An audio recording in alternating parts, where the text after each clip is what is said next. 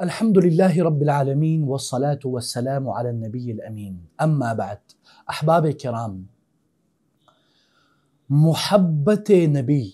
نبی اکرم صلی اللہ علیہ وسلم سے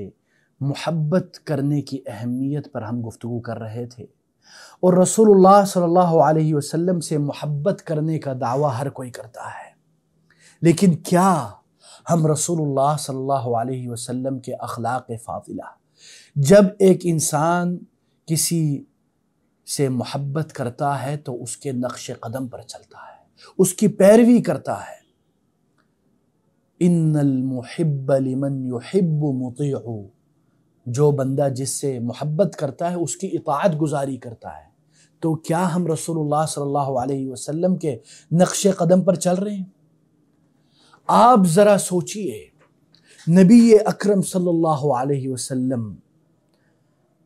جو ہمارے لیے ہماری جان سے زیادہ محبوب ہے،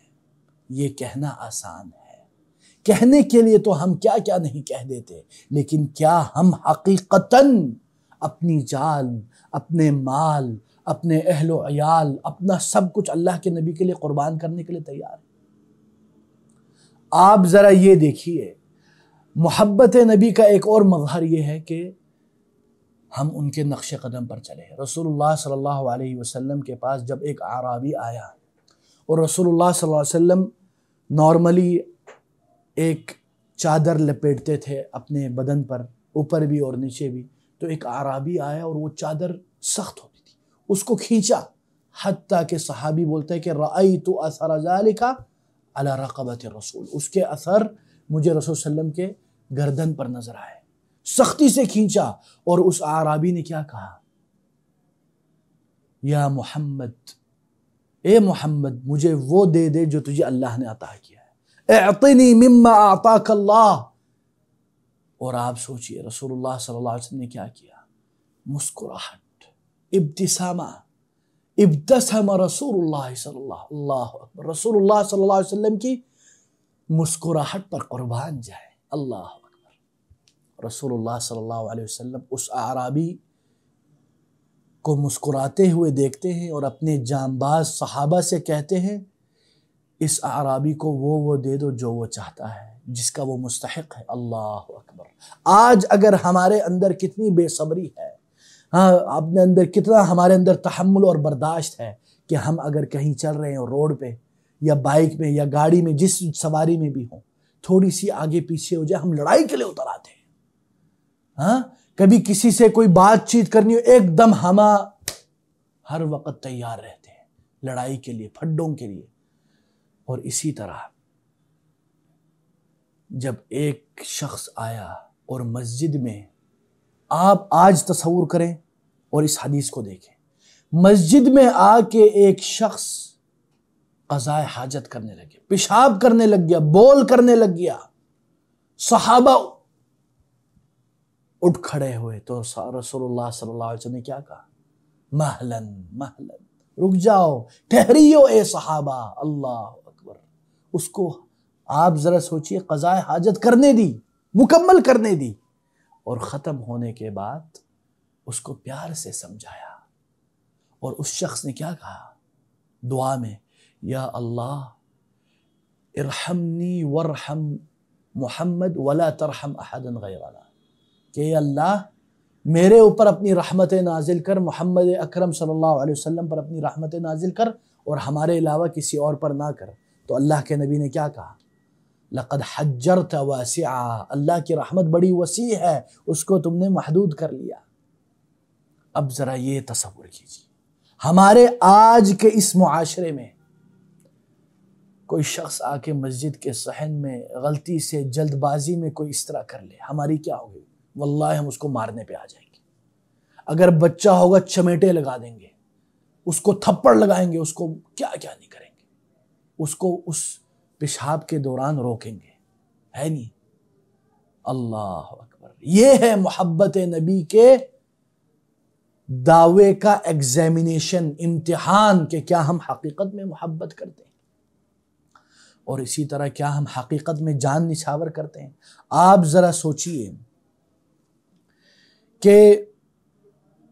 جب صلح حدیبیہ ہو رہا تھا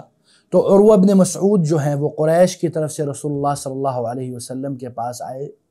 تو کہنے لگے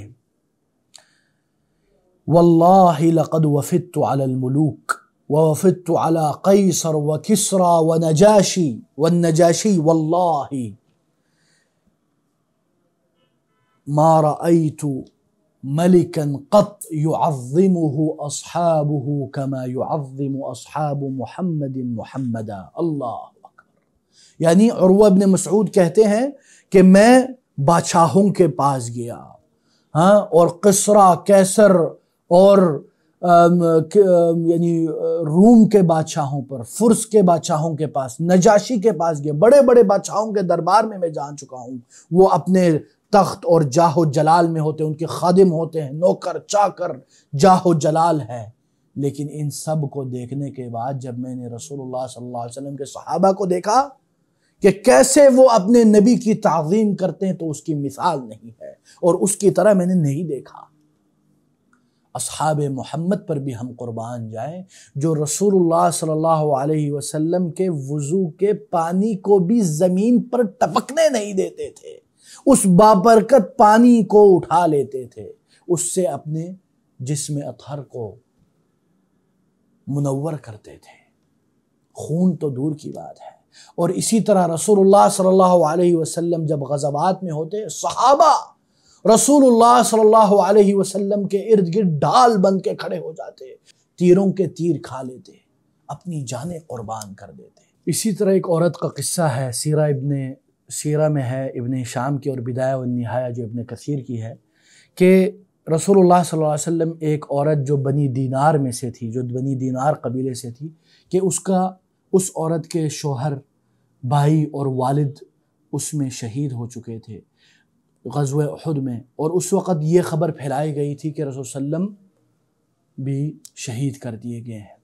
تو جب وہ عورت کے پاس رسول اللہ صلی اللہ علیہ وسلم غزوہ احد سے واپس آ کے ملے اور رسول اللہ صلی اللہ علیہ وسلم کے صحابہ نے جب اس عورت سے تعزیت کی تو انہوں نے کہا، اس عورت نے ما فعل اللہ ما فعل رسول اللہ صلی اللہ علیہ وسلم، یعنی رسول صلی اللہ علیہ وسلم کے حالات کیا ہیں؟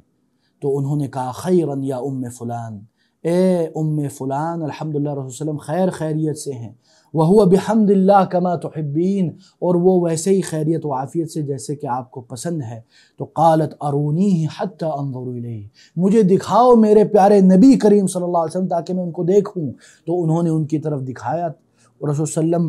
کو انہوں نے دیکھا تو کہا قالت کل مصیبت بعدک جلل، اللہ اکبر، یا رسول اللہ آپ کے وجود مسعود کے بعد تو ہر مصیبت کیا ہے؟ جلل،